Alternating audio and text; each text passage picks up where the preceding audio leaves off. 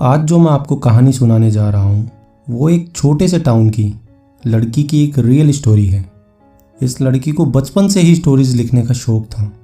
6 साल की उम्र में उसने एक खरगोश पर एक कहानी लिखी जिसे पॉक्स की बीमारी थी। उसने वो कहानी अपनी माँ को सुनाई। उन्होंने भी बहुत प्रशंसा की। 6 साल की उम्र में अगर कोई बच्चा ऐसा क्रिएटिव काम करता है तो ओबियसली उसके पेरेंट्स काफ़ी खुश होंगे। माँ ने बेटी को मोटिवेट किया और उसे इसे कंटिन्यू करने के लिए कहा। लड़की थोड़ा शाय नेचर की थी, इसी वजह से उसके ज़्यादा दोस्त भी नहीं थे। वो हमेशा बुक्स एंड फैंटेसी की दुनिया में जीती थी और एक छोटी सी नोटबुक में अपने थॉट्स लिखा करती थी। 15 साल की उम्र में उसकी दादी की मृत्यु हो गई, जिनसे वो बहुत प्यार करती थी।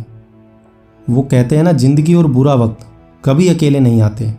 कुछ टाइम बाद एक ब्रेन डिजीज़ की वजह से उनकी माँ की हालत सीरियस हो गई।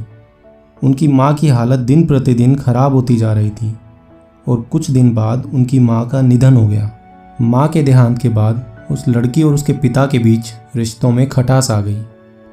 इस लड़की के लिए उसकी माँ का गुजर जाना उसके लिए सबसे बड़ा शौक था और वो डिप्रेशन में चली गई। वक्त गुजरा और एक दिन उसने न्यूज़पेपर में एक एडवर्टाइजमेंट देखा। वो एडवर्टाइजमेंट एक इंग्लिश टीचर की पोजीशन के लिए था। उसे देख उसके अंदर एक उम्मीद की किरण जागी। वो बहुत दिनों से एक नौकरी की तलाश में थी और अपनी ज़िंदगी एक नए सिरे से शुरू करना चाहती थी। इसीलिए उसने उस मौके को हाथ से जाने नहीं दिया और पढ़ाने के लिए दूसरे शहर चली गई। एक दिन एक रेस्टोरेंट के अंदर उसकी मुलाकात एक टीवी जर्नलिस्ट से होती है। वो दोनों एक दूसरे से बात करते हैं और उन्हें रियलाइज़ होता है कि उनके शौक़ एक दूसरे से काफ़ी मिलते जुलते हैं। उन्हें एक दूसरे के साथ में टाइम स्पेंड करना बहुत पसंद आया और वो ऐसे ही रोज़ एक दूसरे से मिलने लगे। 1 साल बाद उनकी शादी हो गई और जल्द ही उनको एक बेटी भी हुई। उसकी लाइफ संभली ही थी, फिर अचानक से उसकी लाइफ में एक डार्क टर्न आया। वो डोमेस्टिक वायलेंस का शिकार थी। एक दिन उसके पति ने उसको घर से निकाल दिया। उसके पति के अलावा उसका उस शहर में कोई नहीं था। बेबस वो उस देश को छोड़ अपनी बच्ची को लेकर वापस अपने घर चली गई। उसका घर बिखर गया था और अब उसके पास में कोई भी नौकरी नहीं थी। वो अपनी बेटी की देखभाल के लिए सिर्फ गवर्नमेंट अनएम्प्लॉयमेंट बेनिफिट्स पर जी रही थी। ये उसकी ज़िंदगी का सबसे मुश्किल दौर था। वो इतनी गरीब थी कि उसके दोस्तों से उसको हेल्प लेनी पड़ती थी।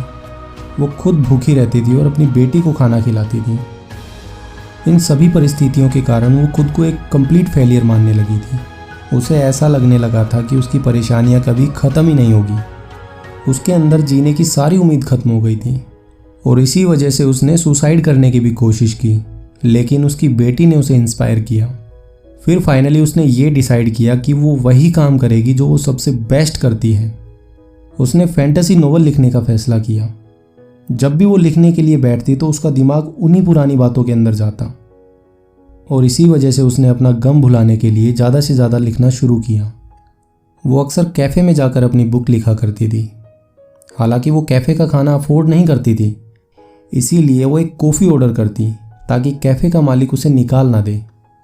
और ऐसे ही देखते देखते उसने अपने नॉवल के 3 चैप्टर कंप्लीट कर लिए।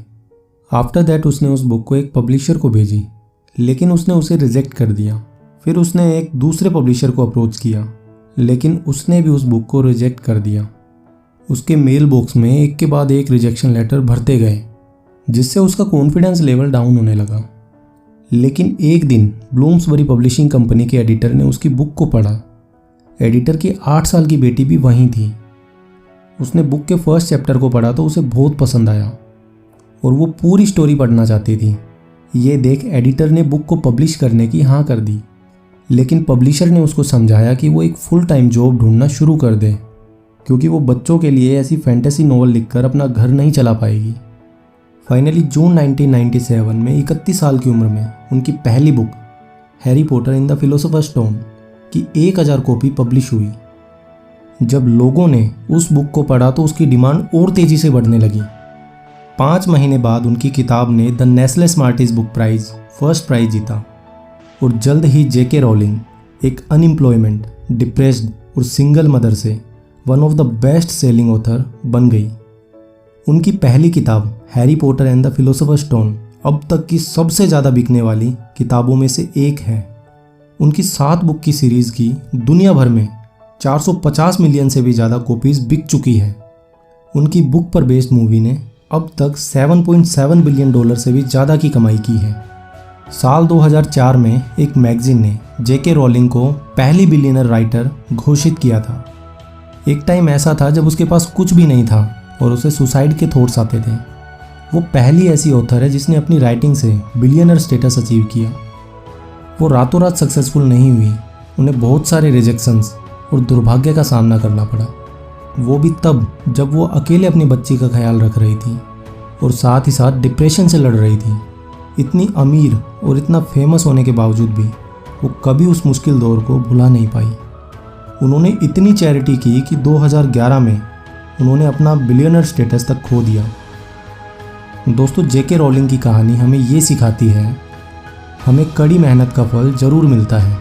अगर आपका कोई सपना है और बार बार आप उसके अंदर रिजेक्शन फेस कर रहे हो तो कभी हार मत मानो, हमेशा आगे बढ़ते रहो। बुरा टाइम हमेशा नहीं रहता।